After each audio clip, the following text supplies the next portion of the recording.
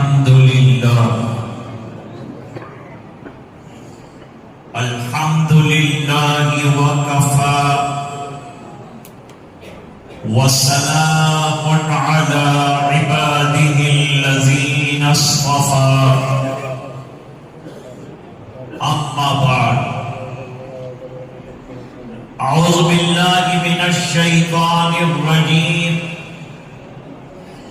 بسم الله الرحمن الرحيم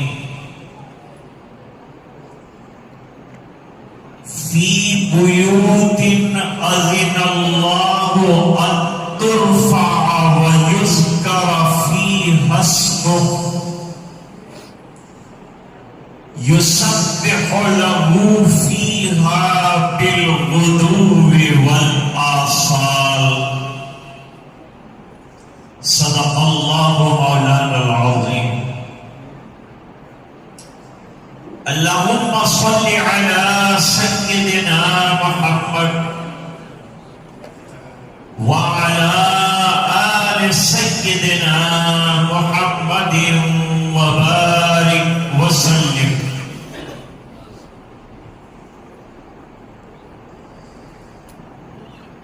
آج کے پرمسرت بابرکت معزز اجلاس کے صدر باوقار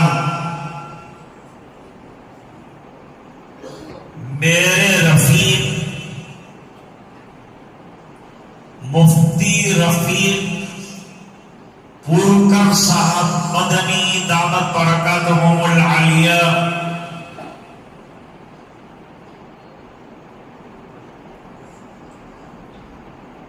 محترمی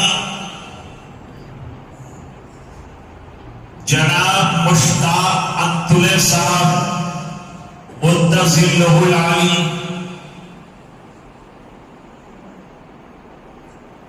حضرت قاری داؤد صاحب دعوت برکاتہم العالیہ،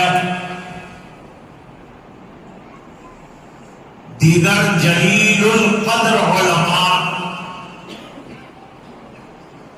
معزز حاضرین اور باشندگان امبید،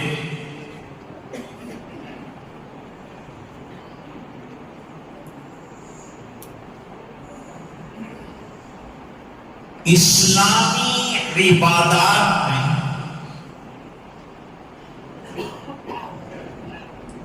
نہایت عظیم ترین عبادت جو تمام عبادتوں کی جامع ہے وہ نماز. اس لیے دو چیزیں یاد رکھیں. نماز جامع العبادات ہے، قرآن کریم جامع الاذکار ہے. نماز اصل میں اسی لیے قائم کی جاتی ہے کہ اس میں اللہ کا قرآن سنا جائے یا پڑھا جائے.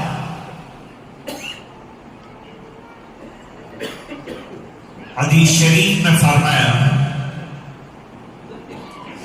7 سال کا ہو جائے بچہ یا بچی اسے نماز کی تلقین کی جائے. یہ نماز کا امپورٹنس بتا.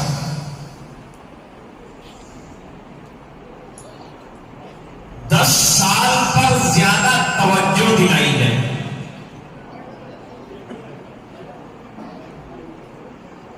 روز محشر حقوق اللہ میں سب سے پہلے نماز کا حساب ہوگا.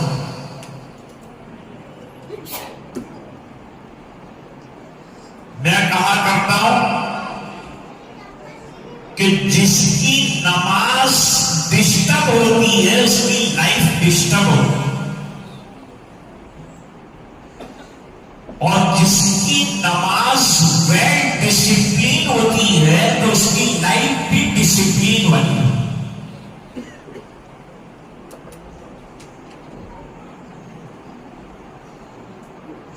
دنیا میں کوئی نہ کہ جس نے نماز اپنی شریعت میں نہ رکھی.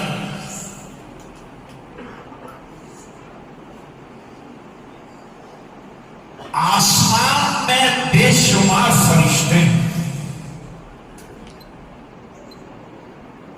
لیکن بعض فرشتے رکوع میں ہے، بعض قیام میں ہے، بعض سجدے میں ہے، بعض قعود میں ہے، بعض تسبیح میں ہے.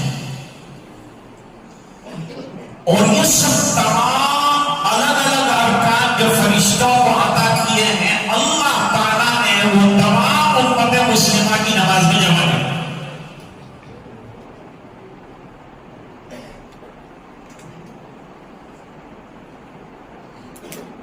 درخت میں قیام، درخت کھڑے یا قیام کی شکل، بکریاں اور چوپائے رکوع کی حالت میں، رینگتا ہوا سانپ سجدے کی حالت میں، پہاڑ قعود کی حالت میں. یہ سب کی نمازوں کو جمع کر کے اللہ تعالیٰ نے ہمیں نماز عطا فرمائی جامع ترین. ابھی اس میں کوئی کمی نہیں ہے. اس کا درجہ نہایت عالی شان. اس لیے مسلمان جہاں بھی جائے گا اس کو نماز کی فکر کرنی پڑے گی، اور نماز کے لیے جو جگہ تجویز ہوگی اس کا نام مسجد یعنی سجدہ کرنے کی جگہ. بندے کے لیے بندگی لازم ہے، اور سجدے میں بندگی کی شان اجاگر ہوتی ہے کہ یہ بندہ ہے جو اپنی جبین کو خاک آلود کر رہا ہے رب کائنات کے سامنے اپنی بندگی کا اقرار کر.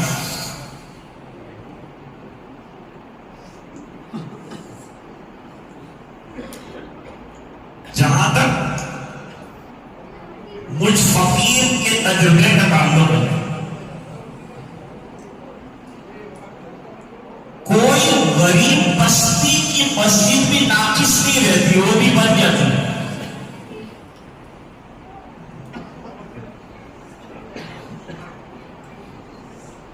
جب کوئی غریب آدمی اپنا گھر بنا لیتا ہے تو اللہ داتاؤں کا داتا ہے، وہ اپنا گھر نہیں بنائے گا. وہ کیسے اسے ناقص چھوڑے گا؟ ضروری نہیں ہے کہ سب کے پر لگایا جائے، لیکن لگایا تو اچھا کیا ہے. مرحوم اقبال فرماتے ہیں، میں ناخوش و بیزار ہوں مر کی سینوں سے، میرے لیے مٹی کا حرم اور بنا دو. مسجد بنانا اہم ہے، لیکن نماز بنانا اس سے اہم ہے. اگر مسجد بنانے کے بعد مسجد کو آباد نہیں کیا تو یہ مسجد قیامت کے دن اللہ کے دربار میں شکایت کرے گی کہ مجھے بنایا گیا لیکن مجھے آباد نہیں کیا.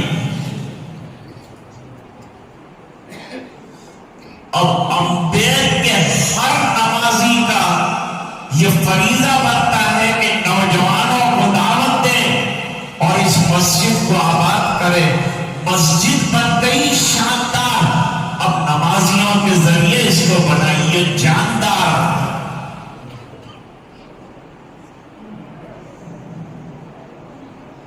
یہ تو مسجد تھی،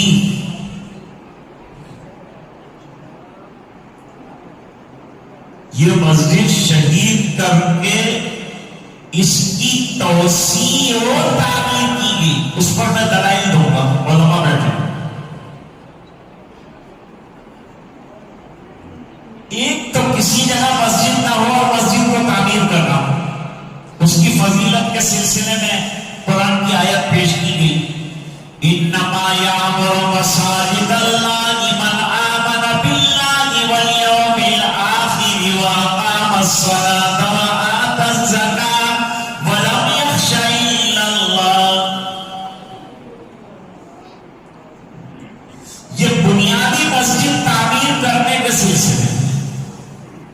اچھا علماء تشریف رکھتے ہیں، پڑھے لکھے لوگ تشریف رکھتے ہیں. ذرا ایک اور بات بتانا چاہتا ہوں.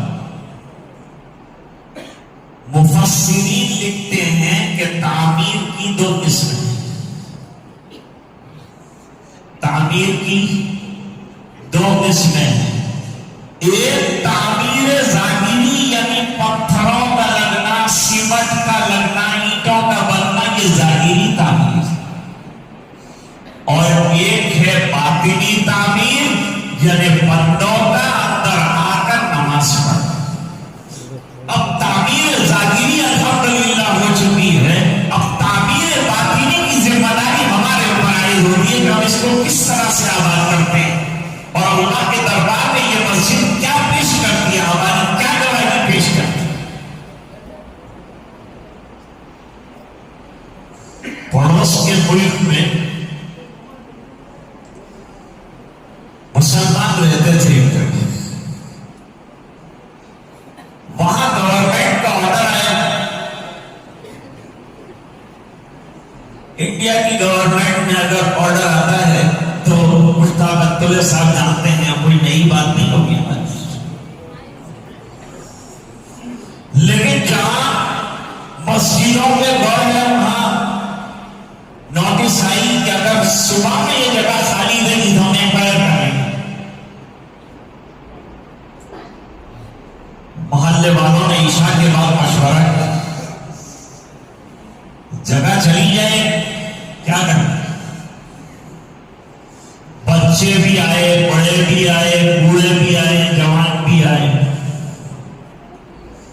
سب نے مل کر طے کیا کہ صبح سے پہلے ہم کو مسجد بنانی. لگ گئے رات کو.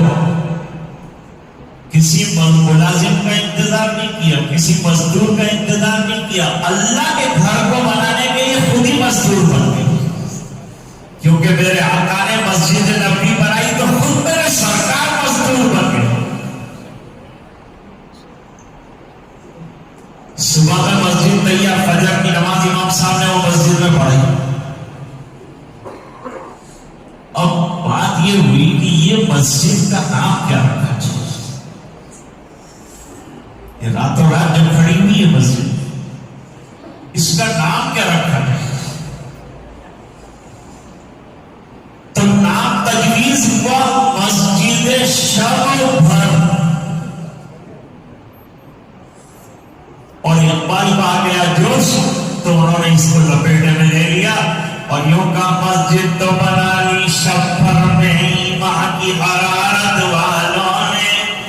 من اپنا پرانا پاپی ہے برسوں میں نمازی بن نہ سکا. تو مسجد بننے سے زیادہ نماز کا بننا اور نمازیوں کا بننا بڑی امپورٹنس کا حامل ہے. میں کہہ رہا تھا کہ غریب سے غریب بھی مسجد بنا لیتا. اب غریب اپنی حیثیت کے مطابق بنائے، مالدار اپنی شان کے مطابق بنائے گا اور کرنا بھی ایسا چاہیے. ہماری حویلیاں بہت اونچی، ہمارے بنگلے شاندار. پہلے لوگ اللہ کا گھر بناتے تھے، اب الحمدللہ اللہ نے ان کے بنگلے بنا. اب بنگلے ہو. علامہ سید محمد انور شاہ کشمیری رحمت اللہ علیہ راندیر تشریف لائے اور راندیر کی مسجدیں دیکھی تو دیوبند جا کر فرمایا دیوبند والوں تمہارے اللہ کے گھر ہیں، راندیر میں اللہ کے بنگلے ہیں. اتنی آباد مسجدیں ظاہری اعتبار سے بھی اور باطنی اعتبار سے بھی. نمازی بھی ایسے نمازی کھوٹے، مسجد کے کھوٹے. تو وہ غریبوں نے سوچا کہ ہم کو تو چندہ بھی کوئی نہیں دے گا، کیا کریں. تو انہوں نے ہفتے عشرے میں آدمی ذرا ہوٹل میں کھانے جاتا ہے فیملی کو لے کر. تو انہوں نے گھر میں چھوٹا سا صندوقچہ بنایا سب گاؤں. ہم کو مسجد بنانی. سندوکچے میں جس دن ہوٹل جانا ہو تو ہوٹل جاتے ہیں تو 3-4 ہزار روپیہ تو خرچہ ایسے ہی ہو جاتا.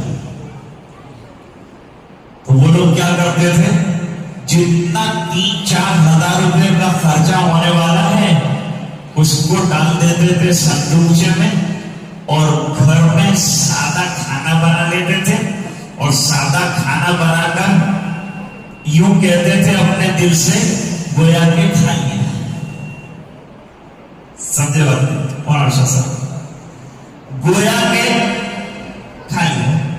مسجد جو ہے اب سب نے سندوکچے کھولے تو اتنے پیسے ہو گئے کہ مسجد الحمدللہ تیار ہو گئی. اب لوگوں نے کہا اس کا نام کیا رکھیں, تو اس کا نام رکھا گویا کے کھائیے. اس مسجد کا نام رکھا گویا کے کھائیے. اب میں دلائل دیتا ہوں آپ کو. مسجد کی تعمیر کی تو آیت جنہوں نے پڑھی, مسجدوں کو بلند صاف ستھرا بہترین بنانا, اس کی کوئی دلیل قرآن میں ہے؟ وہ آیت میں نے پڑھی, فی بیوت اذن اللہ ان ترفع ویذکر فیہا اسمہ. اللہ کے گھروں کو ایمان والے بلند کرتے ہیں, نورانی بناتے ہیں عبادت کے ذریعے سے,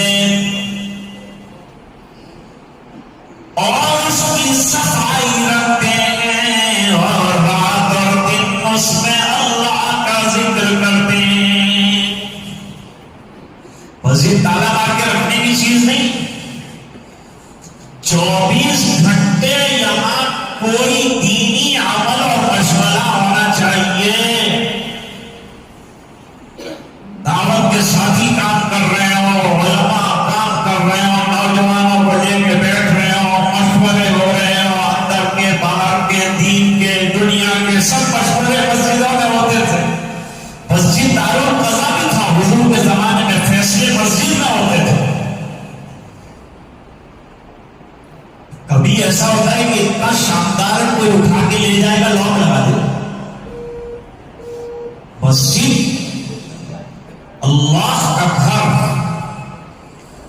اور میں تو کہا کرتا ہوں کہ مسجد کیا ہے, جو مسجد بنتی جاتی ہے وہ بیت اللہ کی بیٹیاں ہیں.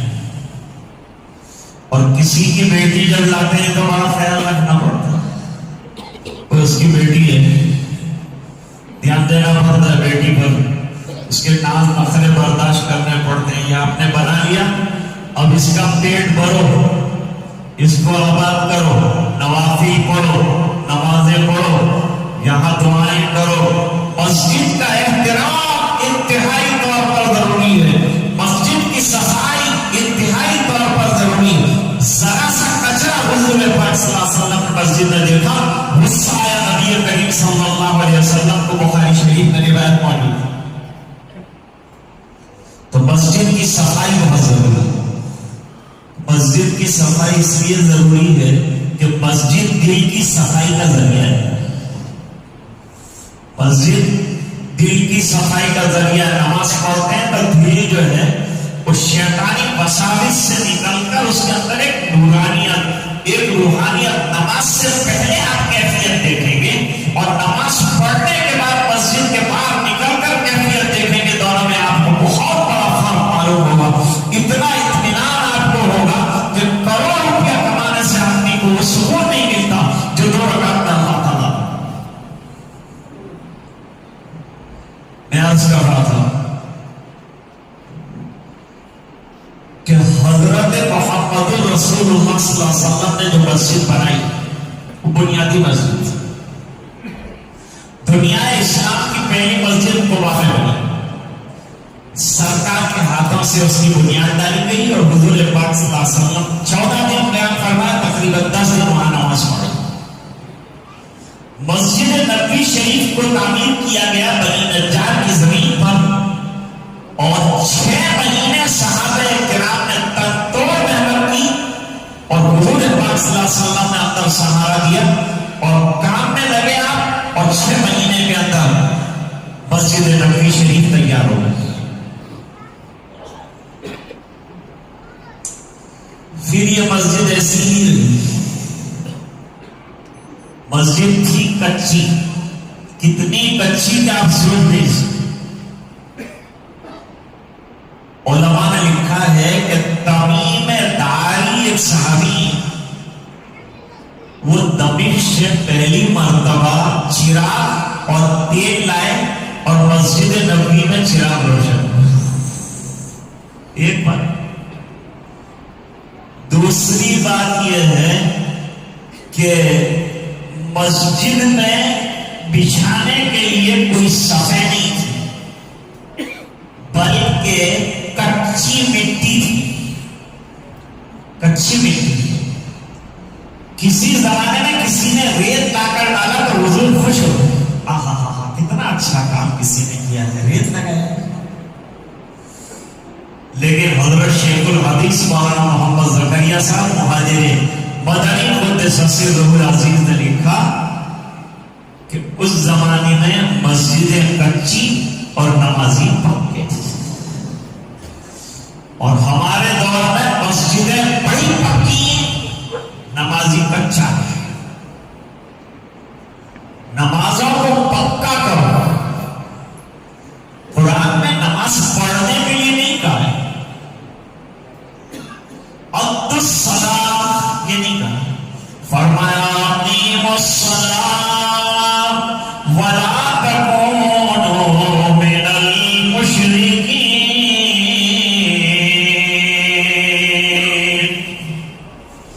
نمازوں کو قائم کرو.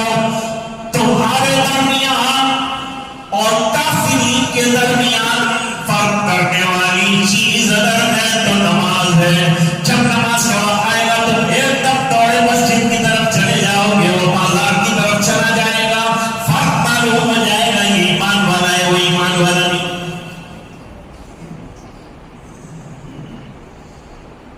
کامیابی کی تلاش کرتے ہیں. ہمارے یہاں ملک میں یہ بھی کہ اذان سے لوگ بولتے ہیں. کیا اذان کیا کریں گے لوگ کو، کیا کریں گے. اذان دیش کی شانتی کا پیغام ہے. اذان ڈرنے کی چیز نہیں، اذان نہ ہو تو ڈرنے کی چیز ہے. میں آپ کو بتاؤں، وہ مراری باپو جس کی کتھائیں مشہور، پورے ملک میں اس کی کتھائیں چلتی. وہ جس گاؤں میں رہتا ہے اس گاؤں میں مسلمان بھی رہتے ہیں اور مسجد بھی. اس کا مائک خراب ہو گیا تو مراری باپو نے مسجد کو بلوایا. پکا ہندو کتھائیں کرنے والا، لیکن کچھ لوگ سیکولر بھی ہوتے ہیں. اس نے مؤذن کو بلایا. مؤذن کو بلا کر کہا کہ بھئی وہ اذان کی آواز کیوں نہیں آ رہی ہے آج کل؟ تو انہوں نے کہا کہ مائک ذرا خراب ہو گیا ہے. جیب میں سے پیسے نکالے، کہا نیا مائک ہے. حضرت آپ کو اذان سے کیا لینا دینا؟ کہا اذان سے لینا دینا ہے تبھی تو تیرے کو میں پیسے دے رہا ہوں کہ نیا مائک لے آؤ. کہ آپ کو اذان سے کیا فائدہ ہے؟ یہ اذان سن کر صبح میں اٹھتا ہوں. ہمارے غیر مسلم تھے، وہ کہتے تھے کہ آپ کی اذان ہوتی ہے اور صبح میں اپنے بھجن کیرتن کے لیے، پوجا پاٹ کے لیے ہم لوگ اٹھتے ہیں.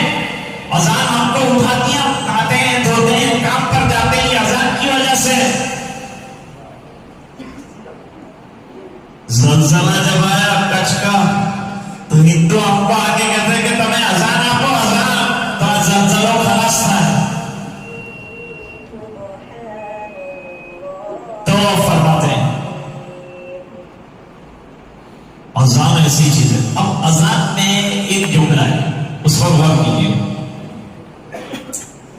اذان میں ایک جملہ ہے حی علی الصلاۃ. نماز کی طرف ہو، نماز کی طرف بلا کر.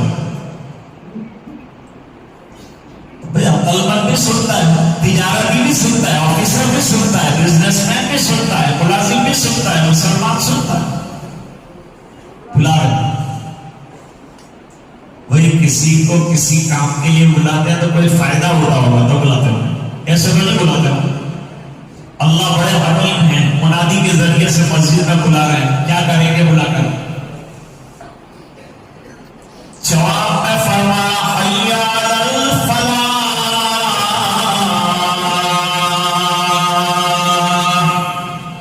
کامیابی کی طرف آ جاؤ. آفس میں جو کامیابی ڈھونڈ رہے ہو, بزنس میں جو کامیابی ڈھونڈ رہے ہو, دفتر میں جو کامیابی ڈھونڈ رہے ہو, مزدوری میں جو کامیابی ڈھونڈ رہے ہو, نوکری میں جو کامیابی ڈھونڈ رہے ہو, وہ سب کامیابیاں تو تمہیں مسجد میں بلا رہی ہیں. آ جاؤ, سب کو اپنی اپنی کامیابی ملے گی. بڑی کامیابی اللہ آخرت والی دیں گے تو چھوٹی کامیابی سے محروم کیسے فرمائیں گے؟ بھائی نماز پر روزی کا وعدہ فرمایا, روزی دوں گا تو نماز پڑھو.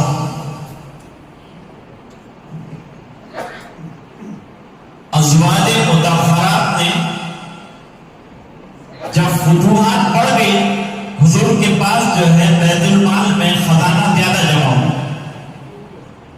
جب خزانہ زیادہ جمع ہوا تو ریکویسٹ ازواج مطہرات نے کہ ہمارا بجٹ جو سالانہ ہے وہ بڑھا دیجیے. حضور خاموش,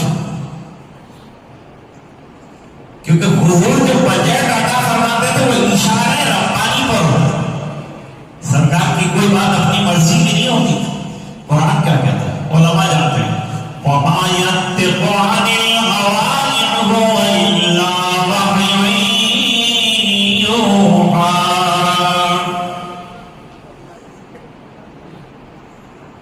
آیتیں اتری, انہوں نے راشن زیادہ مانگا, انہوں نے بجٹ زیادہ مانگا. اللہ فرماتے ہیں وَأَمُرْ أَهْلَكَ بِالصَّلَاةِ وَاصْطَبِرْ عَلَيْهَا لَا نَسْأَلُكَ رِزْقًا نَحْنُ نَرْزُقُكَ وَالْعَاقِبَةُ لِلتَّقْوَىٰ.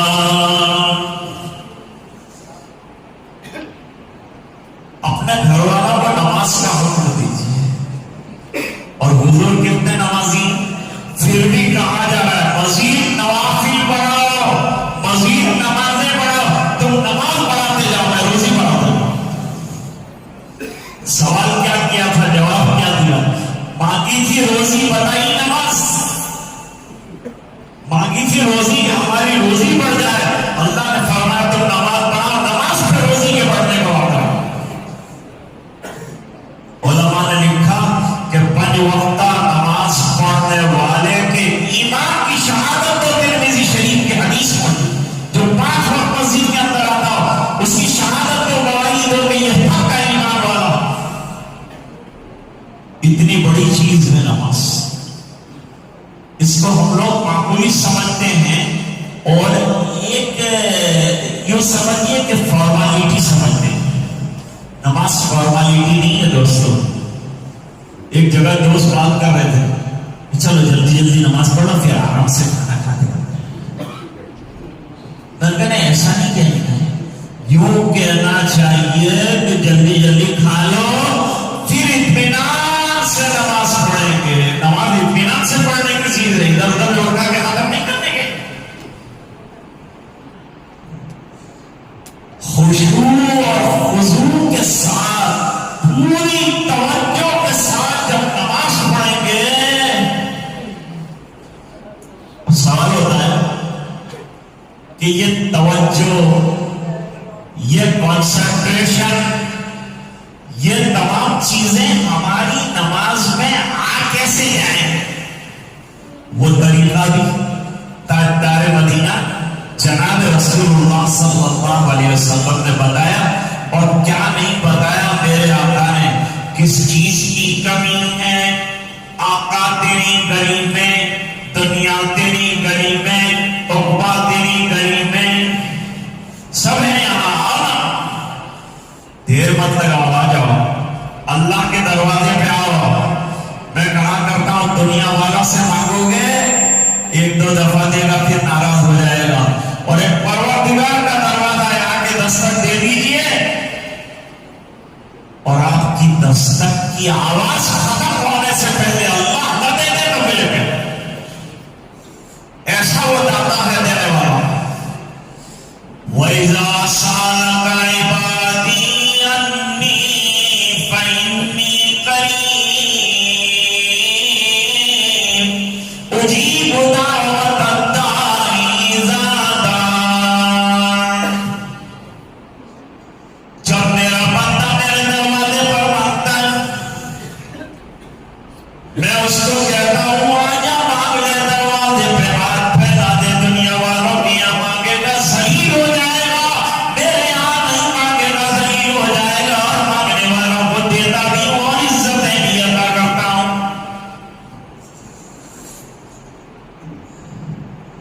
ऐसा वो दाता है। हदीस पाक में फरमाया, हुजूर पाक सल्लल्लाहु अलैहि वसल्लम ने सहाबा किराम से सवाल किया, जब से दुनिया बनी है अल्लाह का कितना खर्च हुआ होगा? करोड़ों अरब लोगों पर खर्चा हो रहा है अल्लाह का। कितना खर्च हुआ होगा रब्बे कायनात का? सहाबा किराम ने कहा अल्लाह आलम, अल्लाह ही जानता है। कमी कितनी हो गई? इतना खर्चा हुआ, कमी कितनी हो गई बजट में? फिर सरकार ने जवाब दिया, जब से दुनिया बनी खर्च हो रहा है, जब तक रहेगी खर्च होता रहेगा।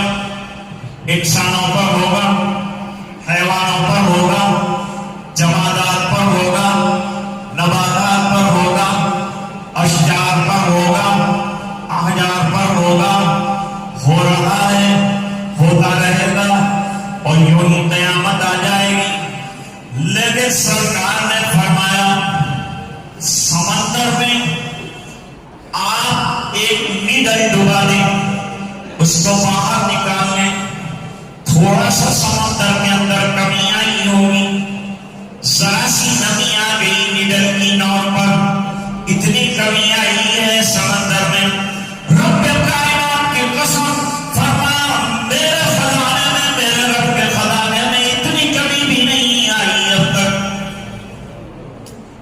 यह है अल्लाह का खजाना। एक और हदीस है, नबी करीम सल्लल्लाहु अलैहि वसल्लम ने फरमाया, दुनिया में जितने लोग अभी मौजूद हैं पूरी ताकत के साथ मांगे। और यूं फरमाया, जो आ चुके हैं वो भी आ जाएं, वो भी अपनी ताकत और मकदूर पर मांग लें। जो आने वाले हैं वो भी अपनी ताकत पर मांग लें। फिर भी अल्लाह के खजाने में सुई के नाके के बराबर कमी नहीं आती, तो फिर मांगते क्यों नहीं उससे?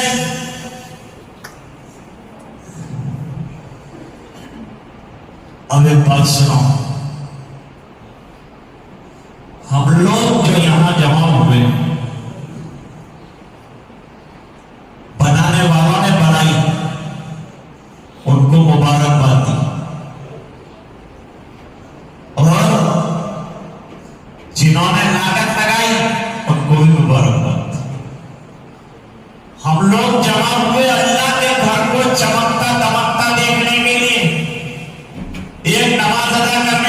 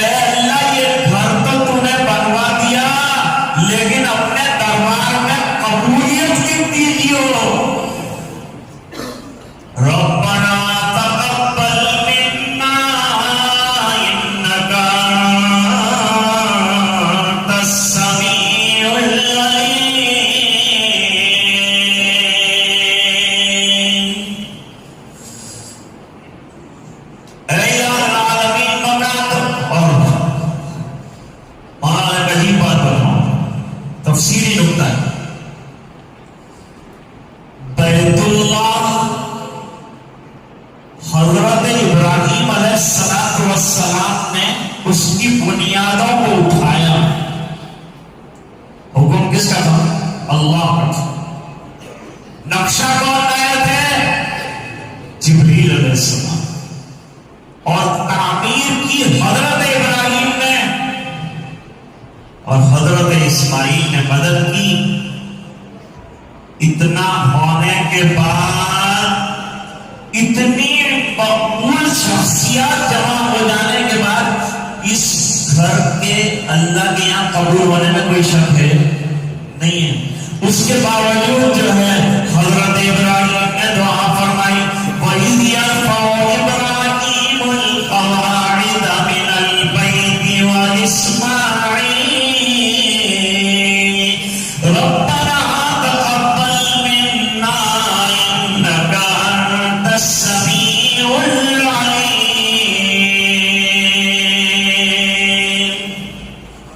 कहीं मैं दूर ना चला जाऊं।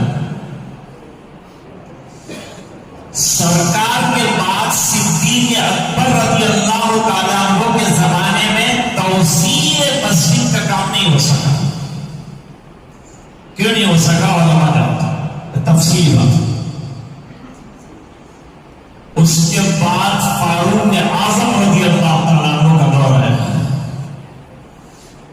ये दौर फतूहात का दौर था। बेशुमार फतूहात और खजाने कैसर और किस्रा के मदीने में ढेर हो रहे हैं और लोग झूम कर जो ईमान कबूल कर रहे हैं। अब मस्जिद छोटी पड़ गई, मस्जिद छोटी पड़ गई। तो फारूक आज़म रज़ियल्लाहु ताला अन्हु ने फरमाया, मैं मस्जिद की तौसीह करूंगा। मस्जिद की तौसीह का सबूत, मस्जिद की तौसीह करूंगा। मस्जिद कैसे होनी चाहिए? तौसीह कैसे होनी चाहिए? फरमाया, ऐसी मस्जिद बनाऊंगा कि गर्मी में किसी को गर्मी न लगे, सर्दी में सर्दी न लगे, बारिश में बारिश न लगे, और मस्जिद के अंदर का हिस्सा वसी हो जाए, तमाम लोग महफूज हो जाए। ऐसी मस्जिद बनाऊंगा। तो हज़रत फारूक आज़म रज़ियल्लाहु ताला अन्हु ने इतनी शानदार मस्जिद बनाई। इसके बाद बहुत बड़ी फतूहात का जमाना आ गया। हजरत उस्मान इब्न अफ़्फ़ान रज़ियल्लाहु ताला अन्हु, हजरत उस्मान रज़ियल्लाहु ताला अन्हु खानदानी मालूमात, माल और दौलत की कोई कमी नहीं, बिजनेस बहुत लंबा चौड़ा।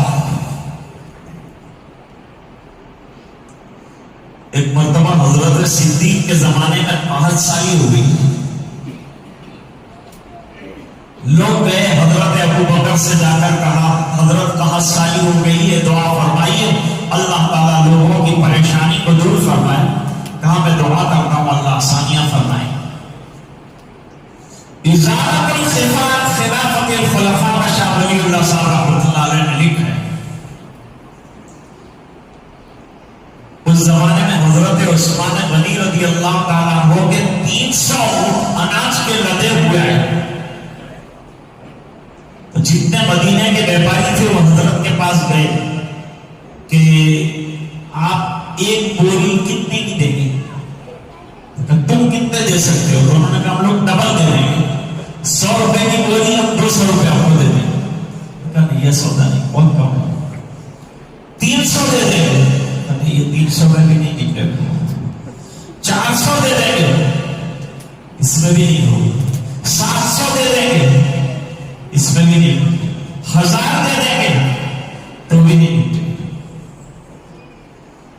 उलमा के साथ बदगुमानी नहीं करनी चाहिए। अहलुल्लाह के साथ वो क्या सोचते हैं, हम लोग क्या सोचते हैं, उनकी सोच कुछ और होती है, हमारी दुनियावी सोच उनकी सोच को काम पहुंच सकती। लोग बातें करने लगे,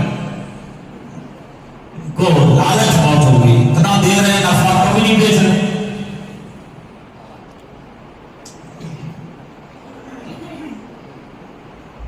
हजरत उस्मान ने कहा मैं जानते हो कितने करूंगा?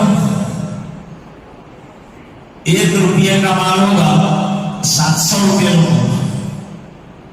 1 रुपये का माल 700 रुपये में दूंगा।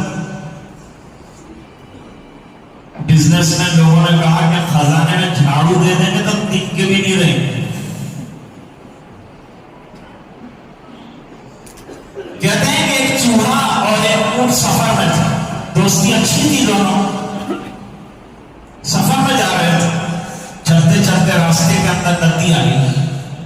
چوہا ٹھہر گیا, اونٹ آگے بڑھ گیا. اونٹ نے کہا چوہے بھائی آپ بڑھ جائیے آگے, میرے ساتھ سفر نہیں کریں.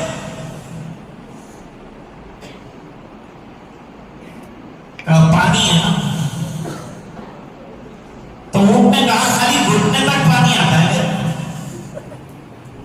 چوہے نے کہا لیکن میری تو نسلوں کا سوال ہے, میری تو نسلیں اندر ہو سکتی. سب ہار گئے. حضرت عثمان غنی رضی اللہ تعالیٰ عنہ نے سودا کیا اللہ کے ساتھ. یوں فرمایا مدینے میں جن جن لوگوں کو اناج کی ضرورت ہے لائن لگا کر قطار سے کھڑے ہو جائیں, ضرورت کے مطابق لینے جائیں. کوئی مینیجر بھی نہیں ہوگا, کوئی جو ہے فورمین بھی نہیں ہوگا.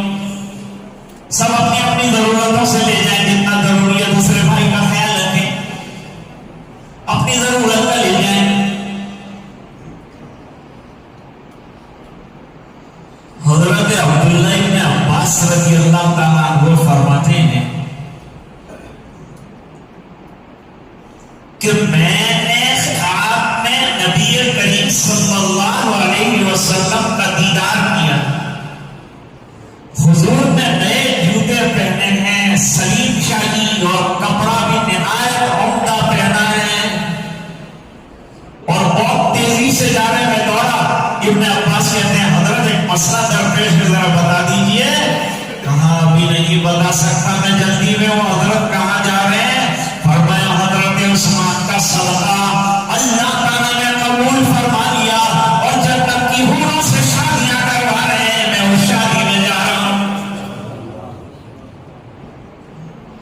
اللہ کے راستے میں دینے والا معلوم نہیں رہتا.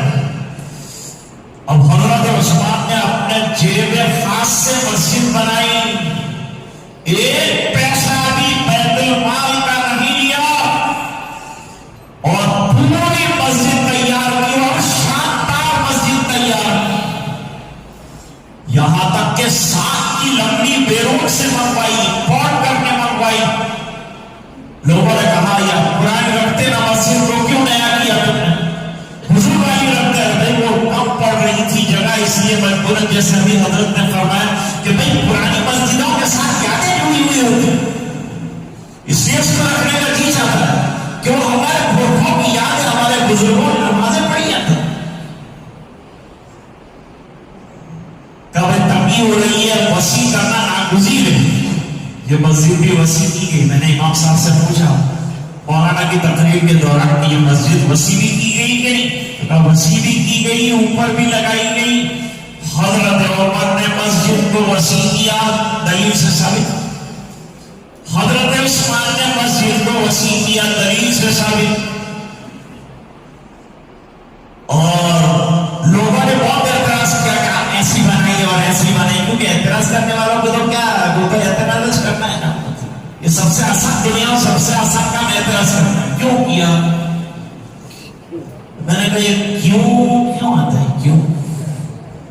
وہ دروازہ پرانا ہو جاتا ہے تو بات کرتے ہیں, تب بھی کیوں کی آواز آتی ہے. اس کا اور ہی ڈالو, اس کا کیوں بند کرو.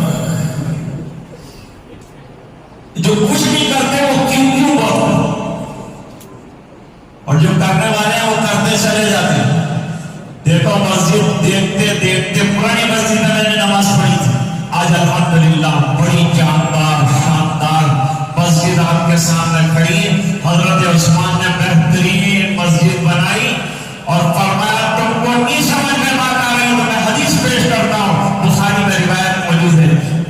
بنا مسجد للہ بنا اللہ لہ مثلہ فی الجنہ.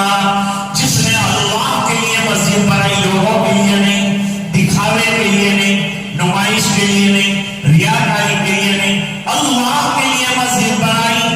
فرماتے ہیں اللہ تعالیٰ اپنے شاعر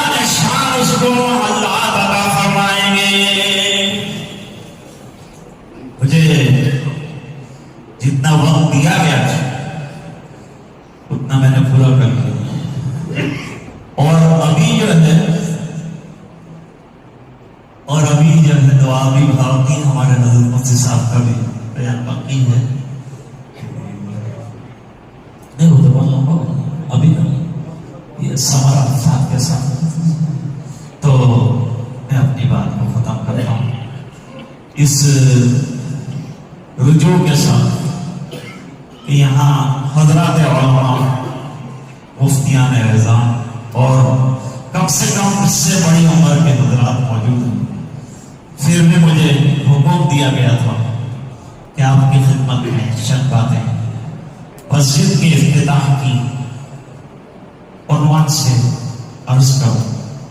تو یہ چند باتیں میں نے آپ کی خدمت میں جو بزرگوں سے سیکھا تھا جوتے سیدھے کرنے کے بعد وہ آپ کے سامنے پیش کیا ہے. اس کے دوران اگر کوئی لغزش رہی ہو کوئی غلطی رہی ہو تو میں آپ حضرات سے اور علماء سے معذرت کے ساتھ اور معافی کے ساتھ اپنی بات کو ختم کرنے کی اجازت چاہتا ہوں. وآخر دعوانا ان الحمدللہ رب العالمین.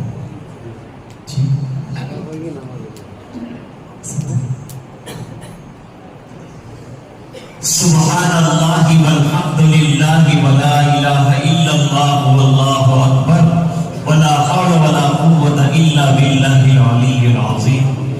اللہم لک الحمد کلہ ولک الملک کلہ ولک الشکر کلہ والیک یرجع الامر کلہ علانیتہ وسرہ.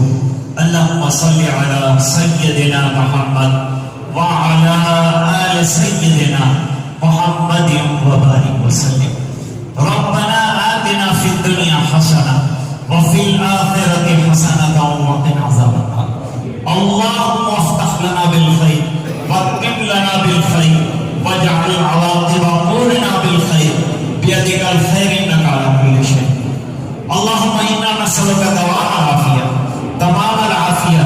اللهم إنا نسألك الشكر على العافية. اللهم إنا نسألك العافية في الدنيا والآخرة. اللهم احفظنا من الآفات والبليات ووفقنا للطاعات والعبادات وبارك لنا في الرزق والحسنات. اللهم احفظنا يا فياض من جميع البلايا والأمراض. اللهم لا تقتلنا بغضبك ولا تهلكنا بعذابك وعافنا قبل ذلك. اللهم وفقنا لما تحب وترضى واجعل آخرتنا خيرا من الأولى. حسبنا الله لديننا حسبنا الله لدنيانا حسبنا الله لمن بغى علينا حسبنا الله لمن قادنا بالسوء. اے اللہ ہمارے گناہوں کو معاف فرما کوتاہیوں سے درگزر فرما. اللہ تو نے محض اپنے فضل سے بندوں کو توفیق دی اور انہوں نے تیرا بہترین گھر بنایا. اے اللہ اس گھر کی قدردانی نصیب فرما دے. اس کو آباد کرنے والا بنا دے. اے اللہ اس کو ہر قسم کے فتن سے محفوظ فرما دے. اے اللہ جنہوں نے دامے دیرامے سخنے قدمے جس طرح سے مدد فرمائی ان تمام کو دنیا آخرت میں بہترین بندے عطا فرما. اللہ دنیا میں جتنے تیرے گھر ہیں ان تمام کی حفاظت فرما اور دنیا کے شر پسند لوگوں سے اللہ ان کی حفاظت فرما. اے اللہ علماء کی حفاظت فرما. اللہ طلباء کی حفاظت فرما. اللہ جملہ مسلمانان عالم کی حفاظت فرما. اے